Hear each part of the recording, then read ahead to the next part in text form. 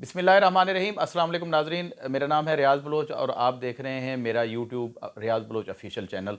आज हम बात करेंगे, सबसे बड़ी जो ख़बर है वो तकरीबन तमाम के पास है, हम भी उसे शामिल करेंगे। आज वफाकी बजट जो है वो पेश होने जा रहा है और आवाम पर इजाफ़ी मैंने पहले ही आपको बताया था कि तकरीबन कई अरब रुपए का इजाफ़ी जो है वो 600 अरब से भी ज़ायद का जो है इजाफ़ी बोझ जो है वो डाला जा रहा है पेट्रोलियम मसनूआत के हवाले से, और उसके अलावा बिजली में भी है और दीगर भी है। और 3000 अरब से ज़ायद के टैक्सेस जो है वो नए इस बजट में लगाए जा रहे हैं। दूसरा, आज की एक ख़बर है कि यूट्यूबर इमरान खान जो एक सियासी पार्टी के साथ खड़े हैं, उनको आज हज पे जाते हुए लाहौर एयरपोर्ट से गिरफ़्तार कर लिया गया है या हिरासत में ले लिया गया है, या इसकी क्या तफसीलात बाद में आ जाती हैं। बहरहाल उन्हें नहीं जाने दिया गया, रोक लिया गया और उन्हें नामालूम जगह पर जो है मुंतकिल किया गया है। उसके अलावा हमारे पास ये ख़बर है कि बानी पीटीआई की जो अदालत में गुफ्तगू हुई है उसकी ऑडियो जो है वो लीक हो गई है। पहले तस्वीर लीक हुई थी, अब ऑडियो लीक हो गई है। उसके बाद एक क्रिकेट के हवाले से भी हमारे पास बड़ी खुशखबरी है, बहुत ही खुशखबरी है, आवाम की सुनी गई, दुआएं काम आ गई। उसके अलावा ये आप आज के हमारे मौजू में ये भी शामिल रहेगा, ख़बरों में शामिल रहेगा कि हर पाकिस्तान में पैदा होने वाला बच्चा, हर बच्चा 2,80,000 रुपये का कर्ज़ा अपने सर पर लेकर पैदा हो रहा है, और जो जी रहे हैं वो भी यही है। वो एक दिन से लेकर 100 साल तक उम्र का जो भी है उस पर इतना कर्ज़ा है।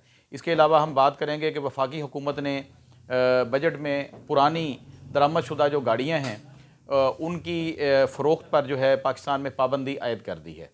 तो अपने प्रोग्राम हम शुरू करते हैं। पहली ख़बर हमारे पास, जैसे कि मैंने आपको बताया है कि आज वफाकी बजट जो है वो पाकिस्तान में पेश किया जा रहा है और बड़ा ही ज़ालमाना बजट इसे कहा जा रहा है।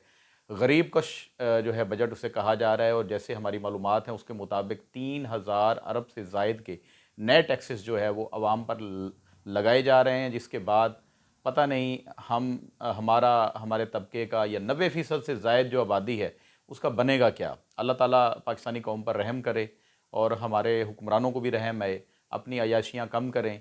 मैं इन हुक्मरानों की बात नहीं कर रहा, पहले भी जो हुकूमतें गई हैं तो उनके हवाले से भी है कि उन्होंने कौन सा कोई कमी की है। सब ने अपनी अपनी बारी में हर जगह पे जो है जितनी उनसे, मतलब इस गंगा में जो आया उसने डुबकियां लगाई, मौजें की, बैरून मुल्क जायदादें बनाई, अपने दौरे किए, ज़ाती पुरअताइश जो है वो ज़िंदगी गुजारी, और आवाम का कभी किसी ने नहीं सोचा, बिल्कुल नहीं सोचा पाकिस्तान से बनने से आज तक। अल्लाह करे अब कुछ हमारे पास ये ख़बरें आ रही हैं कि मियाँ मोहम्मद नवाज़ शरीफ जो है वो कुछ रूठे हुए जो दोस्त हैं, जैसे पिछले दिनों ज़ुबैर साहब मुस्लिम लीग नून को छोड़ गए थे, जो साबिक़ गवर्नर थे सिंध के, और उसके अलावा शाहिद खाकान अब्बासी और नवाज़ शरीफ के दरमियान भी आपस में रवाबत और इकट्ठा होने और एक दूसरे को मनाने की जो है वो भरपूर कोशिशें जारी हैं, जिसे मुझे लग रहा है कि आने वाले वक्त में ये हो जाना है। नवाज़ शरीफ साहब इनको मनाने में कामयाब हो जाएंगे, क्योंकि नवाज़ शरीफ की तमाम तर तवज्जो जो है अब अपनी पार्टी मुस्लिम लीग नून पर है। वो उसको मुतहद कर रहे हैं, उसको फ़ाल कर रहे हैं ज़्यादा बेहतर अंदाजे से, क्योंकि अब वक्त नहीं रहा, बड़ा वक्त जो है वो ज़ाया कर चुके, इससे ज़्यादा जो है नहीं है। और दिन ब दिन जो है बानी पीटीआई का बयानिया जो है वो चढ़ता जा रहा है, तो इसके मुकाबले में इनको भी चाहिए, बल्कि ये कर रहे हैं कि इनको अपनी पार्टी के हवाले से जो जो अच्छे इनके काम हैं उनको उजागर करें और उसके बाद अपनी पार्टी को मजबूत करें।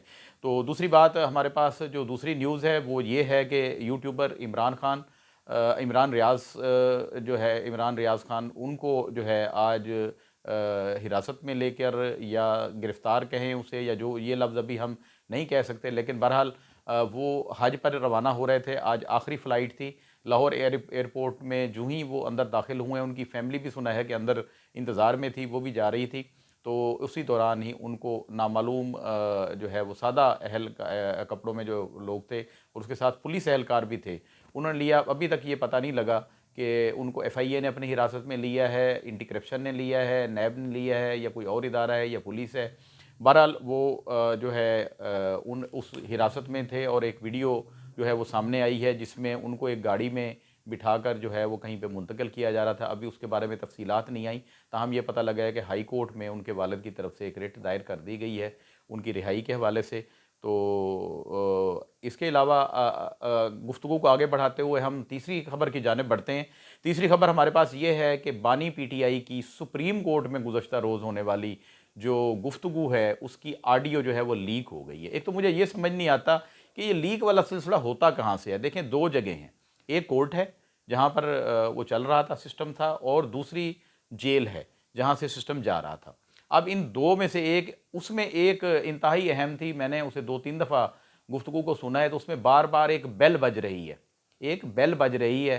तो मेरा ख्याल है ये जो गुफ्तगू लीक होने वाला मामला है, मेरा ज़ाती ख्याल है, इस पे तफ्तीशी इदारे या जो इस पे काम कर रहे हैं वो अपनी जगह पे करेंगे, लेकिन इसमें क्लू दे रहा हूँ मैं कि वो बार बार एक बेल बज रही थी। ज़ाहिरी बात है वो बेल अदालत की नहीं हो सकती, क्योंकि जजेस बैठे थे, जजेस तो बेल नहीं बजाते, वो वहाँ पर कमरा अदालत में मौजूद थे। वो जेल वाला ही कोई सीन लग रहा है कि वहाँ से जो है वो चोरी हो के और बाहर आई है। बाकी इदारे तहकीकात करेंगे, उनका काम है, हमें इसमें मुदाखलत नहीं करनी चाहिए। लेकिन है ये बड़ी ज़्यादती। पहले भी एक तस्वीर जो है वो हुई, लीक हुई और पूरी दुनिया ने उसे देखा। तो ये इदारों की भी, हमारी जो है अदालतों की भी जो है वो समझ लें कि उसमें अच्छी बात नहीं है, अच्छा पेश कीमा नहीं है। तो उसके हवाले से ख्याल करना होगा और आइंदा के इक़दामात, और जो इसमें मुलव्वस है या जो कर रहे हैं उनके लिए भी जो है ज़रूर जो है इदारे सोचें और उनको बेनकाब करें और उनको कैफ़र किरदार तक भी पहुँचाएँ। और हमारे पास चौथी जो खबर है, हमने पहले आपको बताया कि पाकिस्तान क्रिकेट टीम के हवाले से हमारे पास एक खुशखबरी है। वो खुशखबरी ये है छोटी सी, लेकिन छोटी सी भी बात औक़ात जो है वो दिल को बड़ा सुकून देती है। वो ये है कि पाकिस्तान क्रिकेट टीम ने बड़ा मार्का मारा है। उन्होंने कनाडा की टीम को 7 विकेटों से शिकस्त दी है। सलाम पेश करते हैं जी पाकिस्तानी क्रिकेट टीम आपको। चलो, कोई थोड़ा सा डूबते को तिनके का सहारा, आपने एक बहुत बड़ी टीम कनाडा की, आपकी नज़र में बहुत बड़ी टीम होगी, आपने उनको हरा दिया, लेकिन असल जो मार्का था वो आप हार गए।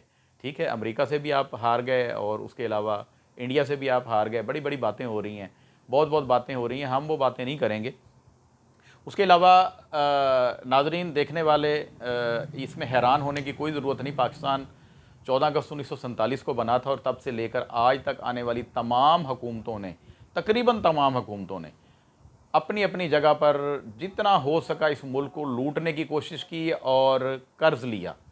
वो IMF का हो, वो एशियाई तरक्याती बैंक का हो, वो बाहर के ममालिक का हो, कर्ज़ लिया।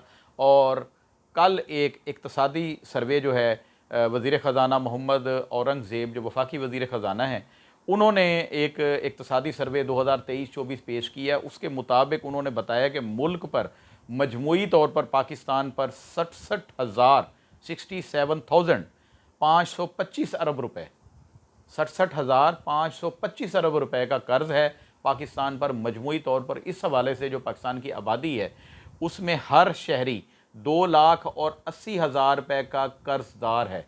ये वो कर्ज़ा है जो मैंने आपने किसी ने नहीं लिया, ना हमारी उसमें कोई मर्ज़ी है, ना हमने कोई दरख्वास्त दी, ना हमने हुकूमत को कहा, ना हुकूमत ने उसका कोई हमें रिलीफ दिया।